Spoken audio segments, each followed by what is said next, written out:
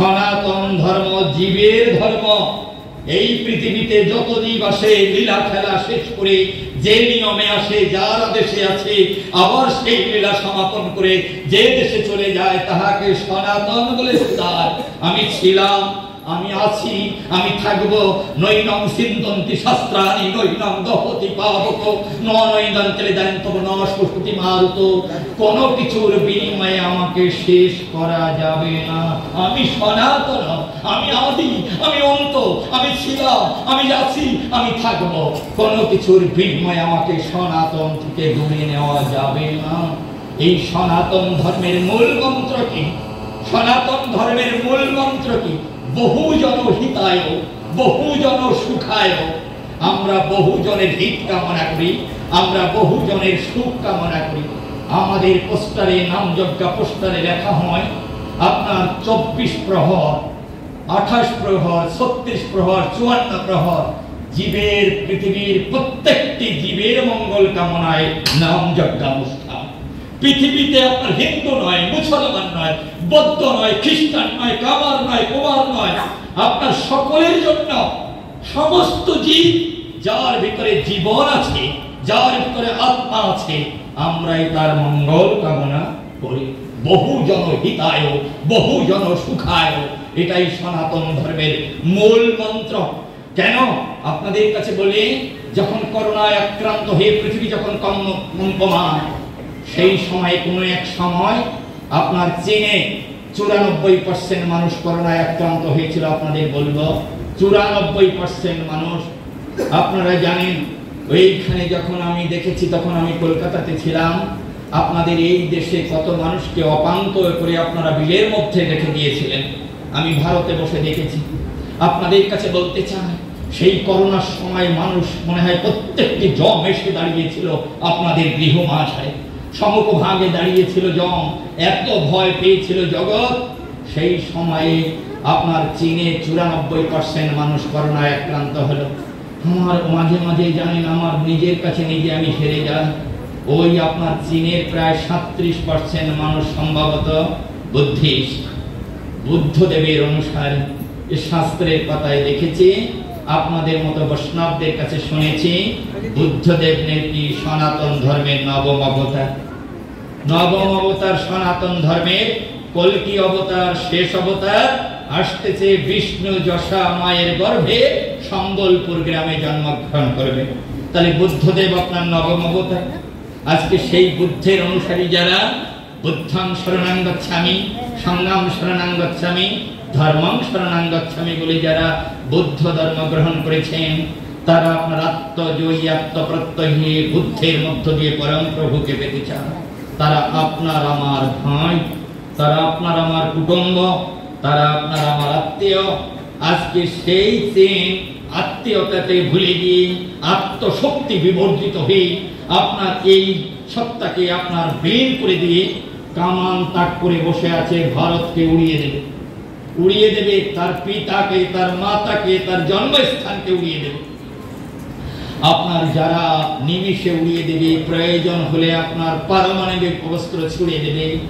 সেই চীন যখন 94% মানুষ করোনায় আক্রান্ত হলো, সেই মানুষকে আপনার মৃত্যুর দুয়ারে দ্বারা দাঁড়িয়েছিল আপনার চীনে, সেই মানুষকে বাঁচানোর জন্য ভারতের যশস্বী প্রধানমন্ত্রী নরেন্দ্র দামোদর দাস মোদী কোটি কোটি ভ্যাকসিন পাঠিয়ে দিলেন, যাতে বিনা চিকিৎসায় চীনের একটা মানুষও মারা না যায়। আপনাদের আছে জানা, মাত্র কিছুদিন আগে আপনারা জানেন, এখনো দেখবেন ওই পাকিস্তানের সন্ত্রাসী আপনার যারা প্রেতাত্মা, তারা কাশ্মীর সহ বিভিন্ন জায়গায় আপনার সন্ত্রাস চালিয়ে সন্ন্যাসীদের গলা কেটে ফেলতেছে। নিত্য সন্ন্যাসীদের রক্তেই ভারত ভূমি রঞ্চিত হচ্ছে। ওই পাকিস্তানে যখন ইমরান খান গ্রেপ্তার হওয়ার আগে মাত্র 18 দিনের খাবার ছিল। মাত্র 18 দিন বাজবে পাকিস্তানের মানুষ যারা আপনার রক্তে রঞ্জিত করতেছে, আমার সাধু গুরু বৈষ্ণবদের যারা হত্যা করতেছে, সেই মানুষ যাতে মরে না যায়, সেই কারণে আপনার ওই পাকিস্তানে আপনার কোটি কোটি আপনার বস্তা চাউল পাঠিয়ে দিলেন নরেন্দ্র দামোদর দাস মোদী। কেন? এটা সনাতন ধর্মের মাহাত্ম্য।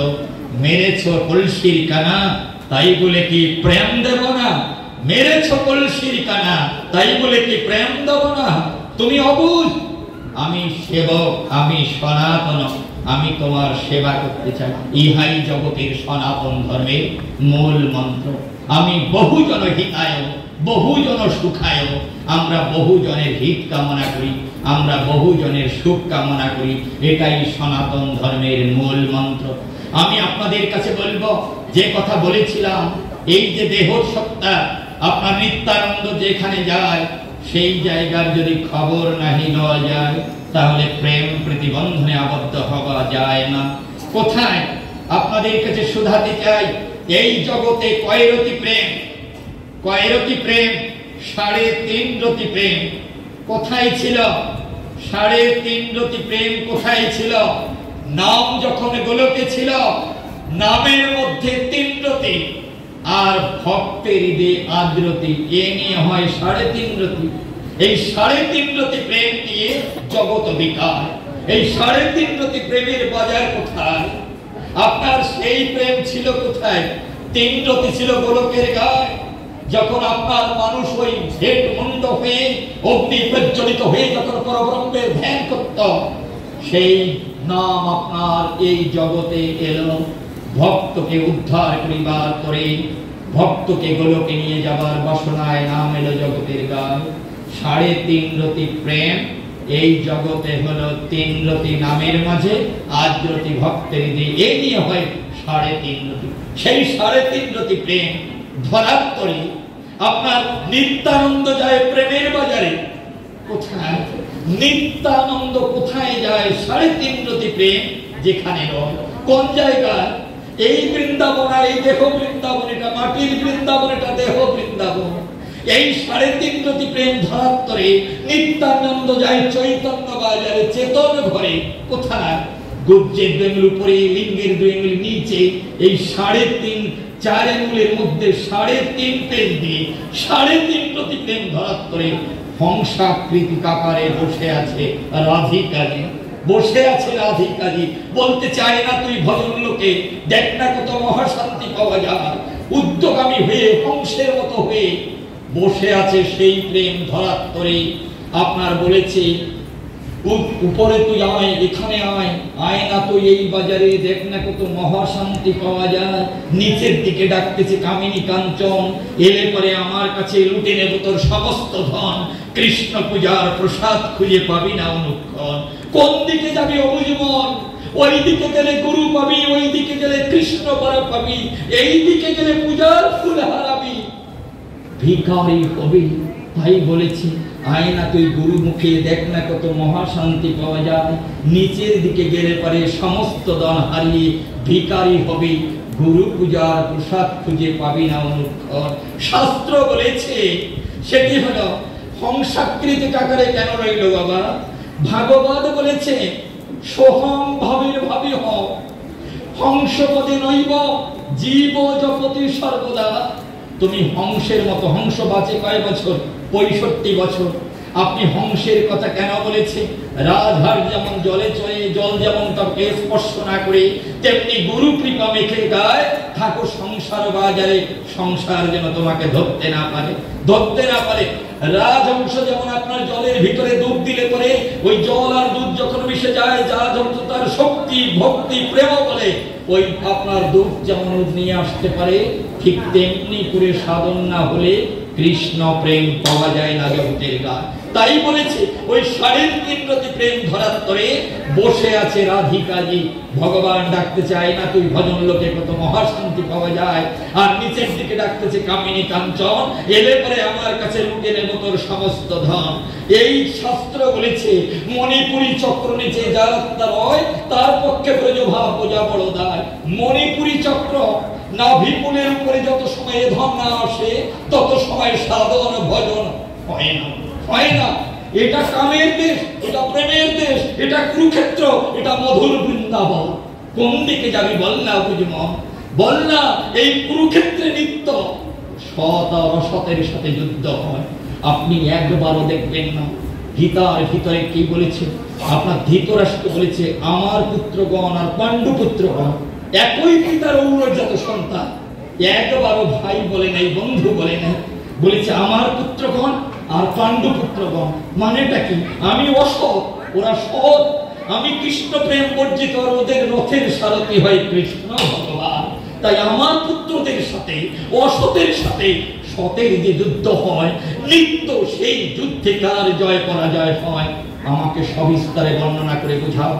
ব্যাসদেব আপনার এই ধৃতরাষ্ট্রকে দিব্য জ্ঞান দেবার জন্য গিয়েছিলেন। ব্যাসদেব বলেছিলেন না, ওই কুরুক্ষেত্রের যুদ্ধে ময়দানে আমার পুত্রগণ প্রাণ হারাবে, আমার ভ্রাতুষ্পুত্রগণ প্রাণ হবে, শোক রক্তের হোলিতে রঞ্জিত হবে, আমি এটা দেখতে পাবো না। তাই আপনার গবলগণের পুত্র আপনার সঞ্জয়কে দিব্য চক্ষু দান করেছিলেন। গবলগণের পুত্র সঞ্জয়কে দিব্য চক্ষু দান করেছিলেন।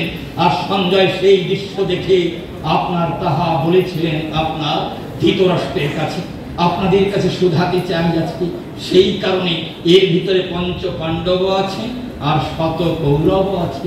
নিত্য সতের সাথে অসতের যুদ্ধ হয়। শাস্ত্র বলেছে, আপনার শাস্ত্র বলেছে যাবি যদি চৈতন্য বাজারে, তাহলে বিবেককে সাথে করে। বিবেক কেন বাবা? আপনার বিবেক কাকে বলে? আপনার এই ভিতরে বিবেক বসে আছে। সঞ্জয় শব্দের আবেদনী করতে হলো বিবেক। এই বিবেকের দিব্য চক্ষু আছে। আপনি কোন কাজ করতে গেলে বিবেকের কাছে প্রশ্ন করেন। একটা টাকা কাউকে ফাঁকি দিয়েছেন, আপনার বিবেক আপনাকে দংশন করেছে।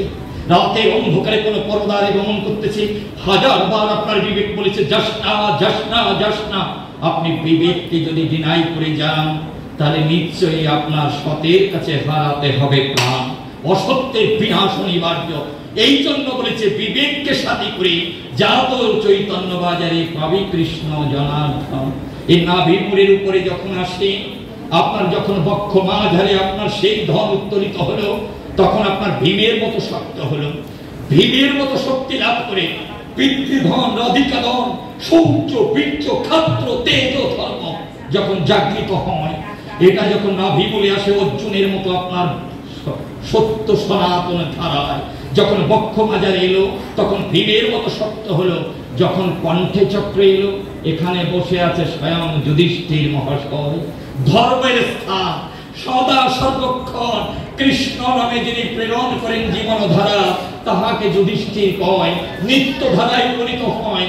যখন এই পঞ্চ পাণ্ডব সত্তাকে জয় করে ওই রাধিকা দাম যখন ললাটে সেটাকে আড্ডা চক্র কয়। আড্ডা চক্র এটা গুরু চক্র, কৃষ্ণ চক্র, শিব চক্র, সহস্র চক্র কয়। আড্ডা চক্র, বিশুদ্ধ চক্র, অনাহত চক্র, মণিপুরী চক্র, স্বধিষ্ঠান চক্র, মূলাধার চক্র। এই সাতটা চক্রের মাঝখানে এটাকে আপনার বলে বিশুদ্ধ চক্র, এটা আজ্ঞা চক্র। যখন বিশুদ্ধ চক্রের ভিতরে আপনার সাধুগুরু বৈষ্ণবজন সমস্ত মায়া অপহরণ করে সচ্চিদানন্দ প্রেম নিয়ে যখন আজ্ঞা চক্রে গেল, তখন আপনার এই আত্মসত্তা বাইরে চলে যায়। জীবাত্মা তখন ভিতরে থাকে, মানুষ মারা যায় না। আপনি একটা হাত কর্তন করে দেখেন, মানুষ মরে না। পা কর্তন করে দেখেন, সে টের পায় না, কেননা তার জীবাত্মা বাইরে গিয়েছিল, পিতৃযাত্রা গোপন ছিল। যখন জীবাত্মা বাইরে যায়, বাইরে গিয়ে ভগবানের সাথে কথোপকথন হয়, ভগবান তখন ডেকে বলে আইনা তুই প্রেম সাগরে কত মহানন্দ পাওয়া যায়। আপনার এই দেহটা থেকে যখন আত্মা বাইরে গেল, তখন মানুষ সমাধিস্থ হয়। সমাধি হয় দুই প্রকারের, একটা সবিকল্প সমাধি, একটা নির্বিকল্প সমাধি। যখন আত্মা বাইরে গিয়ে পরমাত্মার সাথে কথোপকথন হয়, তখন তাকে সবিকল্প সমাধি কয়। এখানেও চাওয়া পাওয়া থাকে, কিন্তু এই আত্মা বাইরে গিয়ে পরমাত্মার সাথে না মিশে, যদি পরমাত্মার আত্মার সাথে মিশে, তাহলে আর চাওয়া পাওয়া থাকে না। এই আপনার জলে দুধে মিলে যায়, জীবাত্মা পরমাত্মার সাথে মধুর মিলন বাসর হয়ে যায়। জীবাত্মা পরমাত্মা